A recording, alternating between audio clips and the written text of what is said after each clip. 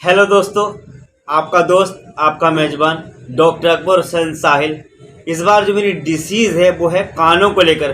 कुछ लोगों के कानों में सन की आवाज़ आती है, कुछ लोगों के कान बहते रहते हैं, कुछ लोगों को बहरापन होता है, बहुत ऊंची आवाज़ आती है।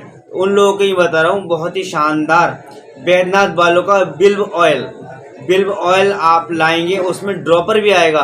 अगर बच्चों को ये शिकायत है तो एक एक बूंद दोनों कानों में डालें सुबह और शाम, और बड़ों में ये परेशानी है तो तीन तीन बूंदें सुबह शाम डालें। कुछ ही दिनों के बाद जो बहरापन है कानों का वो भी ख़त्म हो जाएगा। और जो कान बहते थे, आपके बहने की कंडीशन थी आपके कानों की, 15 दिन में महीने में जो कान बहते रहते थे, उसमें भी आपको बहुत शानदार आराम मिलेगा।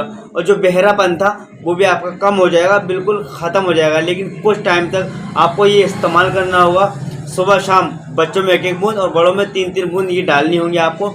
और बैद्यनाथ बालों का ही मिलेगा, ये बैद्यनाथ बालों का लें और बहुत अच्छी तरह से आपको इसका रिजल्ट मिलेगा। इसे आप इस्तेमाल ज़रूर करें।